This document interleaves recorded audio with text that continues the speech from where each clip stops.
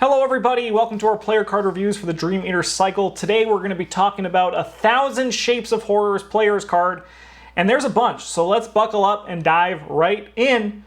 First up, we got Etsuomori. He is a 3-cost ally police ally asset. Commits for a book symbol. He has 2 meat and 2 brain damage. Tetsuomori may be assigned damage and or horror dealt to other investigators at your location.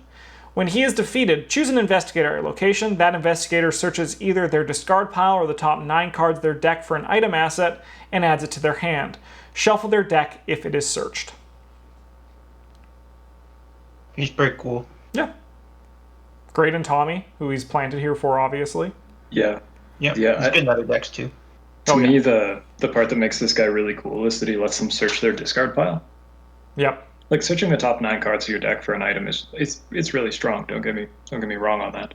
But searching the discard pile, he can be like, "Oh, I died, but here's some grenades." Yeah. Like, also means there's a lot of neat things you can do with him in a deck where like you can play Act of Desperation, and like throw away an empty gun to have Tetsuo die and give it back to you. Oh, a true act of desperation. Yeah. You noble man, Tetsuo. So, like, that's to me the part that makes this really neat. Yeah, no, it is like on one hand, it's actually like a little bit dangerous to give classes that aren't red graveyard interaction mechanics because they're not designed to have that. Yeah. That is what makes them cool. Yeah. And unlike some of the other cards we've been going, which is like, this is really good in this archetype, yada yada yada, Tetsuo works out well outside of his archetype. He's just a very good card. Like, yeah, his text even works is great. quite well in like off-class blue. It There's also a lot makes of me items that are good.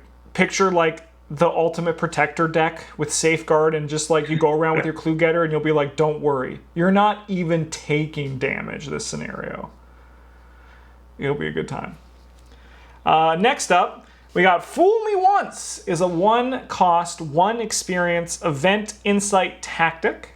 Commits for a wild symbol. Fast. Play when you discard a treachery card after resolving any of its effects. Put Fool Me Once into play in your play area and attach that treachery to it.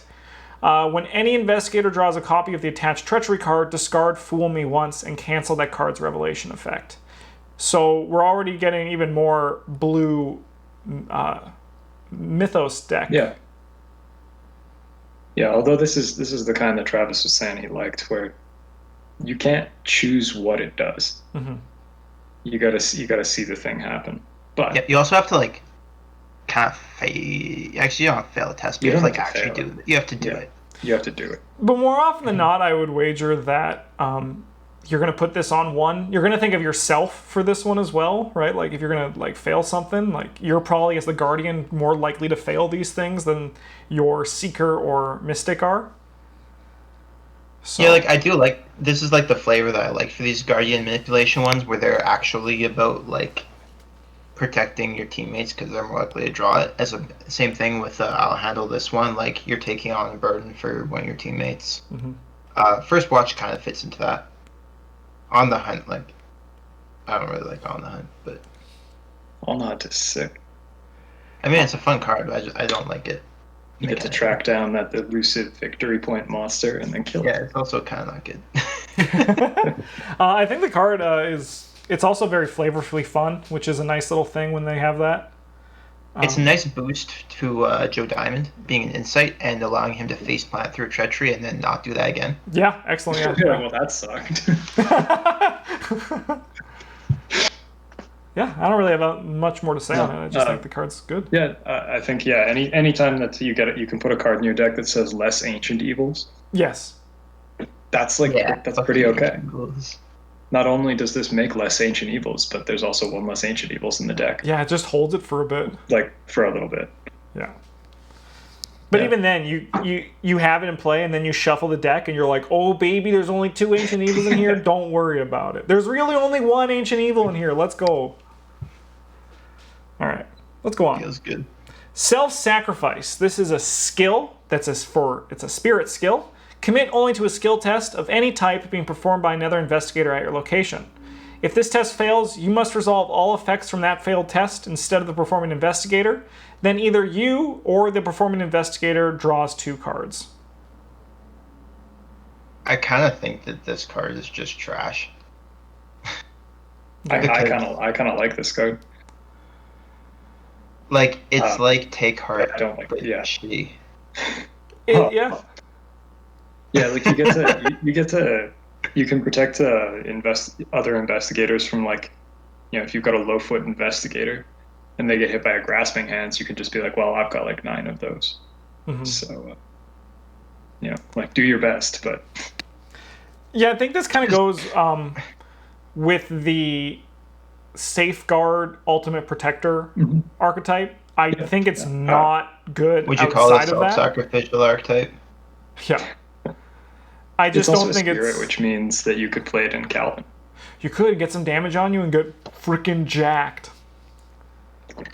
But yeah, I'm with Travis. I don't think it's too exciting. Yeah, like, I like the concept. I just don't think that it's one of those cards where you draw it and you're like, yeah, I take heart damage for my Seeker, and then you just imagine the best case scenario instead of when you draw it and you're like following your Seeker around. They're like, I drew Ancient Evils, and you're like, I drew Rotting Remains. Damn, I wish this was a brain test. Yeah. Very guts. Yeah, you can also put it into like an evade against an alert enemy. Yeah, no, or like something like that. Wouldn't you just rather this be like an unexpected courage and be able to like maybe help your teammate actually pass the test? Nah. Yeah, because I think the ceiling on this card, they can do some crazy things, but the problem is, like, it's like a 100-foot ceiling and we're on the ground floor looking up and being like, there's a lot of ladders we need to get the peak out of this card. Yeah. Yeah. I think it's fun, though. I think the card is fun, and the person who you use it on will be like, thank you for sacrificing yourself for me. What? Yeah, You're not giving me the 2 cards? What the hell is this? This is the first card I think we reviewed from this cycle when it came up, and I was like, ugh. Yeah. Next up, we got otherworldcodex. This is a 3-cost, 2 experience item tome asset that takes up a hand slot. Commits for a brain and a book. It uses 3 secrets. Exhaust otherworldcodex. I thought it was otherworldly codex this whole time. And spend 1 secret. Search the top 9 cards of the encounter deck and choose a non-elite card among them. Discard a copy of the chosen card from play. Shuffle all of the searched cards back into the encounter deck. I think that this card is also not so good. This card can be really cool. Yeah, no, like, it's exactly, you're like playing, it's again that perfect world situation. You're playing Mandy, you look at the top 9 cards, and you're like, oh, I'll kill 2 enemies for 1 action. But it's just... Yeah, I think it really does depend on the encounter set you're playing with as well. Like, if you're playing with the Fate of All Fools set, you can just discard the Fate from somebody's play area. Yeah, that's kind of neat. That's a fair point. Like, if you're playing with Frozen in Fear, Striking Fear, or whatever that one's called, set, you can use it to just discard Frozen in Fear from someone who's like, I have no hope of ever passing a Brain 3 test. Yeah, like, maybe, I think this card could be okay, but like it's very cycle dependent. Like playing this in the Circle Undone is probably pretty good, but playing it in Dunwich, when you get to like wear Doom Weights, you're just like, all these cards are different. Yeah, I agree with that. It would suck. I think Circle Undone, this one actually is pretty good because don't the set aside Azathoth cards also get put into place? They do. Yeah. I think in that cycle, this card is good. Otherwise, I don't think this card is good. Yeah, like most encounter decks too. Someone would need to do the math to convince me to play this card, because like I'm just imagining paying my 3 resources for it, my 2 experience, put it in play, and I spend action, I just whiff, and I'm like, yeah. Oh, that's good. Yeah. I knew this card is trash. It could be like, once again, it's a tome, so like you always got to look at that free action with Daisy, and like then it feels a little bit less bad. But if you whiff, every time you whiff, you're like, well, I guess I'll just should have drawn a card, right? Yeah. However, just throw away my action. Woo! It also uses secrets, so with Shocked Rabbi, you could keep loading this up, right? But because you also exhaust it, you only get 1 shot a turn. It's supposed to be a Mandy card. Yeah. Yeah, like I think this card does do some fairly powerful things. Like if you're playing Dunwich, how many actions do you have? How long do you have to spend using this card before discarding an avian thrall is a good thing, or like becomes a bad thing, right? Like how many Like times do you twice. need to spin it? Twice. Like on two, if you spin it twice, I think it's still a good thing because like you killed an avian thrall, and if you didn't have a good way to deal with it, avian thrall is a bitch. Yeah, I was a It's bit also fine. kind of shocked when I read this card because it feels like really like it's once again that just yellow can just, hey, I'm just going to nuke this enemy all the way across the board. But then Travis brought me down to earth when I was like, oh yeah, this card, like it's very, the ceiling is high. Like once again, it's like Yeah. this card can be very good. Yeah, ceiling's like sky high on this card, but the floor is like also under the ground. Yeah. But Yeah, I yeah, do like think the Brent's right. possibility exists. I think in Circle Undone, this one is stellar. Like Yeah. just being able to say no to Azathoth, But that's cool. Like it's just it's a big commitment. How- Though I'm not saying it's not a lot of like it's a card.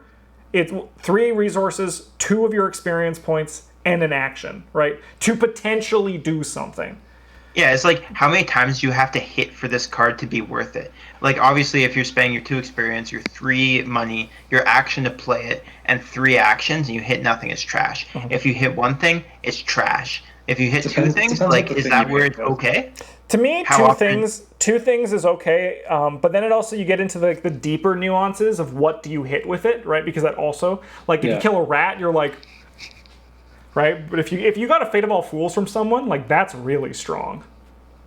Yeah, like if you get to pull a Fate of All Fools, or if you get to pull like Demonic Piping, or if you get to pull an enemy like an avian thrall or a lumbering guk, Yeah. or even like a conglomeration of spheres, that's probably going to take like 3 actions to kill minimum. But yeah, I think it's just the floor is underground, which makes this Yeah. kind of a hard sell to really commit to. But Yeah, like I can imagine playing this, like you play it, you miss once, you hit some dirt enemy, some like ghoul or ghast or rat with your second one, and then your third one, like maybe you get something good. Like I don't know. you know? Especially in the layer cycles, like outside of the treachery, like for enemy wise, the tough enemies are elite, or there's Yeah. only 1 copy of them. I think it's not too It's great true. in the cycle it came from. In like Yeah, Yeah, the major downside to this card to me is that it requires the player to have a large amount of knowledge about the encounter sets being played with, yeah, definitely. right? Like playing my first run through a campaign, I would never take this. Oh yeah, never. Like I'm never gonna know enough about what's actually in the deck. And like part of this is because I deliberately keep that kind of information from myself. But like the first time I play through a campaign, I don't know which ones are important. I don't know how many copies there are in the deck. There's it requires a lot of information to use this card very like even close to optimally, Yeah. I think. Well, let's get on to another card that has invaded my subconscious and made me dream about it once that I'll never forget. The Dream Enhancing Serum. This is a 3-cost item science asset that takes up a spell slot. It commits for a brain symbol. Only the first copy of each card in your hand counts towards your maximum hand size. After you draw a copy of a card that is already in your hand, reveal both copies and exhaust Dream Enhancing Serum to draw 1 card. so this card is good because you can have 16 cards in your hand and be at hand size. You can have more than 16 cards in your hand. Yeah, ignore with myriad ones, you can Yeah. have more, but that depends which investigator you're playing. I like this card a lot, especially if you're playing a hand size deck, like you're already going to be playing multiple copies of your good cards because you're good at the game and not dumb. Like, why would you play other copies of bad cards when you just play 2 copies of your best card? And then when you draw them, you just get a free action. Like, if you equate drawing a card to a free action, how many free actions have I gotten out of this in our Dream Years campaign? Like, so many. Yep. And it takes up the arcane slot, which like it gets used sometimes by yellow investigators, but if you're especially if you're playing like hand size deck, you're probably not. You're probably not, yeah.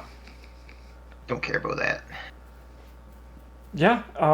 To me, the card's intimidating because I don't want to do that upkeep in my head of trying to figure it all out. But I think the card seems great. And Yeah, like Travis there's held no 100 argument that it's cards. bad because it doesn't actually do anything. Yeah, this one you always pay 3 resources in a card, and it always does nothing. Yeah, unless you count drawing cards as like actions, which like maybe you do. I don't know. I do. Sorry, one second. What's next? What's next? Sorry, I was just doing something. All right, what do we got here? Let God sort them out. This is a 0-cost tactic fated event that commits for a fist symbol. Play only during one of your turns in which you defeated enemies with a total of 6 or more health. Add Let God sort them out to the victory display and immediately end your turn. When earning experience during the resolution of this scenario, you earn 1 additional experience. This card is It's a weird bad, and one. it can be proven with math. This is a green card that Bryn's gonna tell you why it's bad, and I'm gonna try and convince you why it's good, or when it could be good. I don't think it's a good card in general, but I think that there's a situation when it's good. Go ahead, Bryn. So firstly, 6 health of enemies. That's like a shitload. It's like 2 enemies. Yeah, but so like if you're playing with 2 people, like how long did you let those stack up? And like how did you get them to the same location? Because this also costs you an action to play. There are not a lot of enemies that tick the 6 health box on their own. So you pretty much need to have two or more enemies that you killed. The only redeeming feature of this card is that you don't have to have done the 6 damage all in one turn. Yeah. If you're fighting like a larger monster, you can like throw some points on it, evade it, and then next turn kill it and play this. Last part, unlike Dig Too Deep or Delve Too Deep, this only gives you 1 extra experience. So like you've jumped through all that hoops, and what did you get? So the You got situation that this card I think is good in is when right now it's only really good for Tony and Leo when you're going for a big gun build with them, because you need a ton of experience to get to those big guns, and also all of the contraband cards and extra ammunition stuff to support them and make them good. Where, like, so in green, Leo struggles with this like a little bit, but Tony gets like a million actions to shoot things with, so you shouldn't have any issues having actions for this. And then Leo can just sit there and let enemies punch him for a turn or 2 while he sets this up. He's got a million allies, and then you just kill him, you take your extra experience, and you go home. This It's card, a free extra ammunition, and then you take this card out of your deck, you put extra ammunition in, and you're happy. this card baffles me because to me it reads like they were like, wow, Delve Too Deep was probably a mistake. Because this is, there's such a big hoop to jump through for 1 experience for 1 person, and then Delve Too Deep, you're like, everyone draw a card, or just has you always play it, wait till everyone else resigns, and then you draw a card and everyone gets an experience. Well, Delve Too Deep could theoretically lose you the scenario and you don't get anything. That is true. But like, I don't know. This one baffles me. I do agree with Travis with You're Tony Leo Morgan. Anderson, you got your survival knife, and like some guy comes at you, kill one of the guys during your turn, some guy comes at you, you go stab him, and then commit your quick thinking with your survival knife, you stab him, you get an action, and then you play your like God Sword mode during the enemy phase, and you're like, yeah. No, you have can to play only during one play of it your during turns. your turn. Yeah. What? Only during one of your turns? Wow. It's because it's fated. That's what the fated ones are. They're like you can only play it during your turn, and it ends your turn, and they end your turn. I agree with you though, Travis, that this Oh yeah, it does, huh? with Tony Yeah. Morgan, Weird. it's like this one is like for him because he gets so many actions to fight, right? Yeah, you could also play it in a Mark Harrigan deck because it is a fated or a tactic. Yeah. So It's just one of those things that it's a lot of work for. It's just a lot of work. Yeah. Yeah, no, like I think this is a again, for those big gun builds, I think this is like a pretty solid intermediary card where you use it to pick up an extra experience or 2 in the first 2 scenarios, and then you just side out for something that is good. Yeah. All right, I'm going to jump to the next one. which is Swift Reload. This is a 3-cost tactic trick event that costs 2 experience. It commits for a foot symbol. Fast, play only during your turn. Choose a firearm asset you control with fewer ammo tokens than its uses X value. Place ammo on that asset until it has ammo equal to its X value. Yeah, look how much experience this is. Like, if you play, like, God Sort Them Out twice in one scenario, you can buy one of these. It pays for itself. It's basically free. Yeah. Man, so this card makes me want to try and, with the cards from the green starter deck, build like a shooty Safina Rousseau deck. She only has 2 punch, doesn't she? Yeah, but there's talent in that you can use to fight with your foot.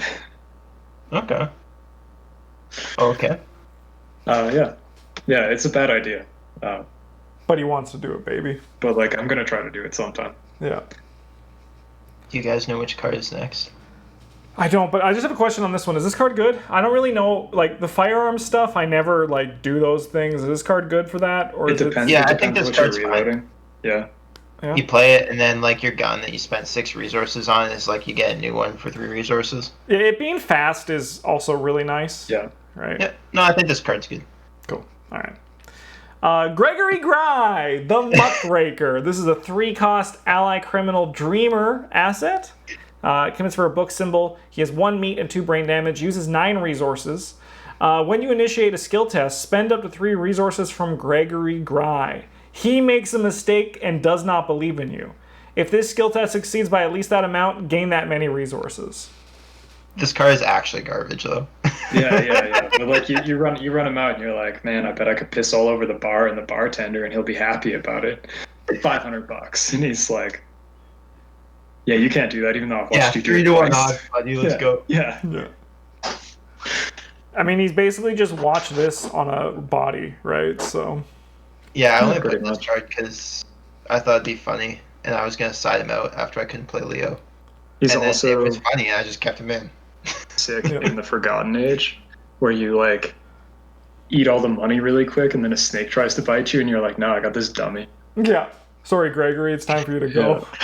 Excuse for it. Yeah, I played this guy, and then I succeeded 3 skill tests by 3 times. At least 3 skill tests by 3.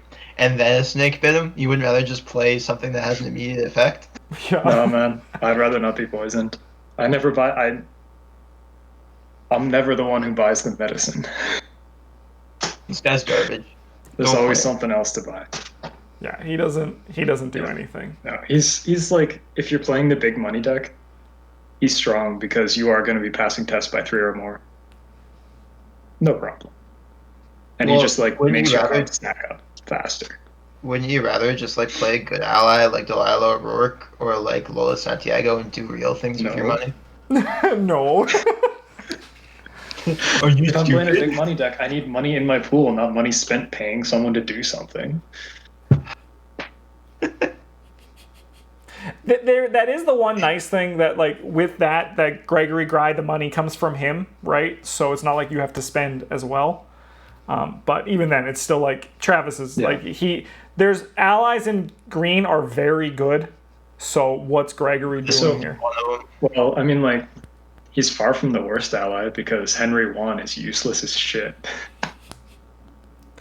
So there's that. That is, I don't even remember what he does. I just know he's an aspiring actor.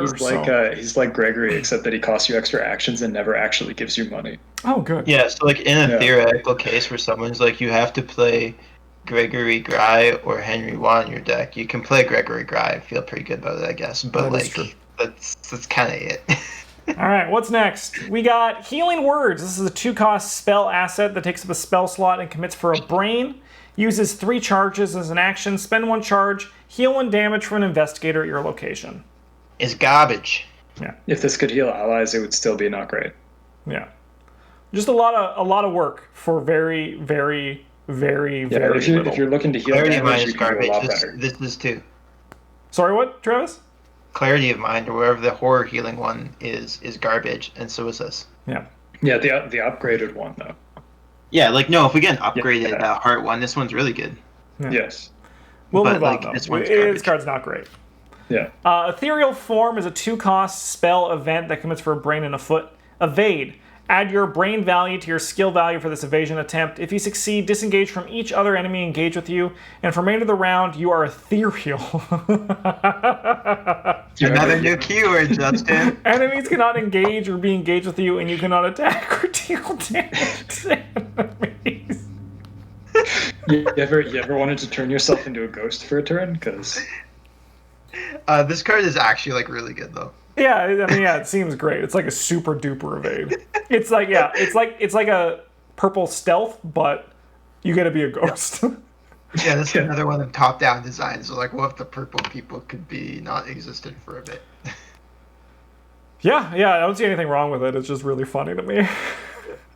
No, it's good though. Yeah, I like it is, yeah, because it's usually not a huge fan of evade cards in general. I'd rather just kill enemies, but like this is a good card. Mm-hmm.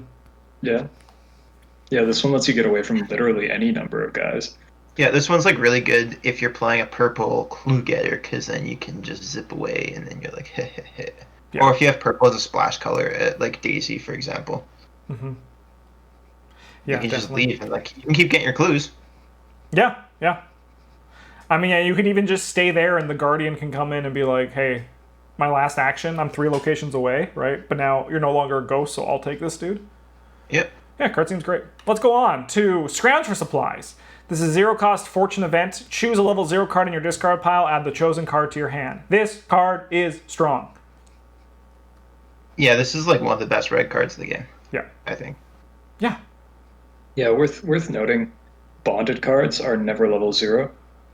Yeah. And unique assets are not level 0. Yeah, they have the white strip, however, which means they are level timeless. Same with Investigator unique cards. Mm-hmm. Yeah, although this card's really cool because you can spend your entire turn playing Scrounge for supplies to return Scrounge for supplies to your hand. And watch your teammates just get increasingly upset. That's a good point.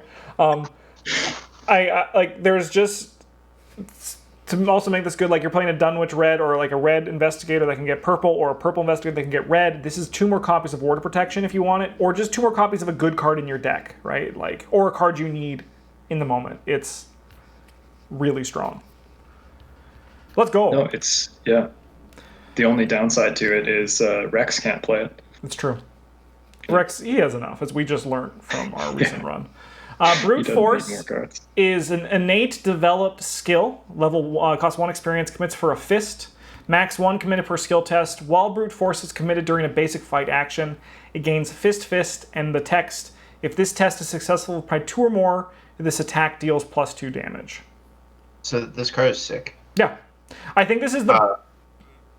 I want to call it the best one. The clue one is always the best one, Justin.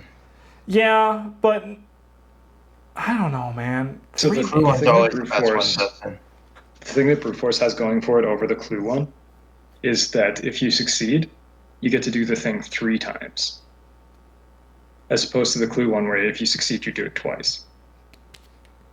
Yeah, like this card is just like, it's like, hey, you remember the Asphalov hump? Don't worry about it. Yeah. But like, I mean, they're both very good. Like it's really like to the preference of your character and your build. But we're going to be talking about the clue one later. This one just makes up for the fact it's like a vicious blow, but like you can't use your weapon for it. That's why it does 2 damage instead of 1 extra. Yeah, but what if you don't have a weapon? Mm-hmm. Yeah, what kind of fighter are you playing that isn't using a weapon? A red one. I mean, like in Silas, this card's incredible, right? Like he's just. Oh yeah, for sure. Yeah, but I do. I mean, the card's good. Like right now we're pulling hairs over like the frickin' this.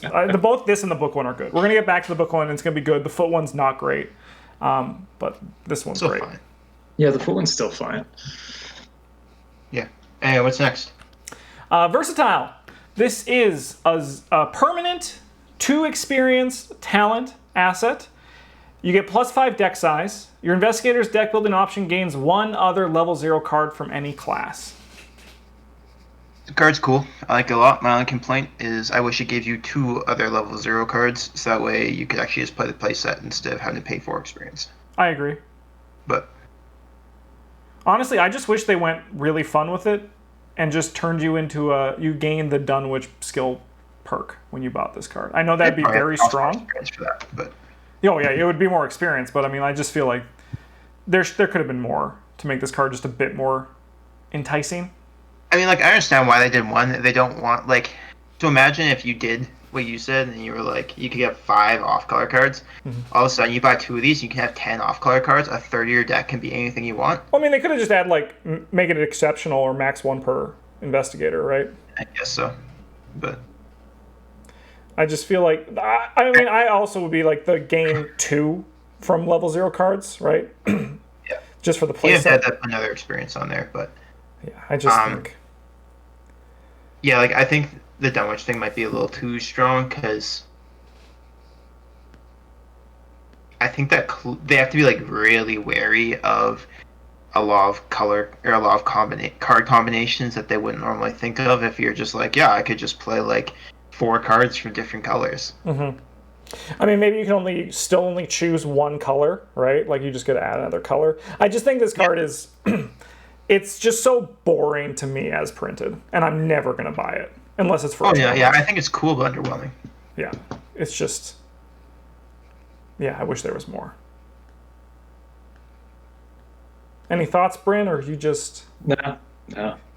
I mean, like you can play this. You can play this to get Premonition and Wendy, and that's like kind of cute. Mm-hmm. To you new players out there who are newer to card games, the +5 deck size isn't actually a good thing. Yeah. Most of the time. It's like mostly a cost. Yeah, you could like get these to buy 2 of these to try and stave off death from your doomed card or whatever. For whom the bell tolls, and you're like, well, just stick 10 more cards in my deck, hope for the best. Honestly, that's advanced tech right there. That's like. What do we think of 1,000 Shapes of Horror as a cycle for people to pick up? Who would we recommend this for? I think survivors want this. Mm-hmm. Yeah. Yes.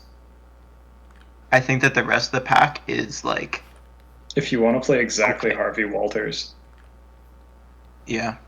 Yeah, actually going through, there's a lot of cards, but only the red ones are like notable. Like Tetsuomori is good, but he's not like you need to like go get him right now.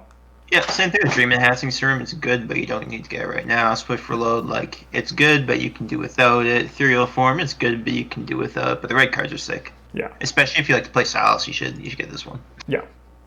Yeah, or if you just want to get cards from your graveyard, so good. Yeah. Thanks for watching, everybody. We'll be back in a week for the next set of our player card reviews. Bye.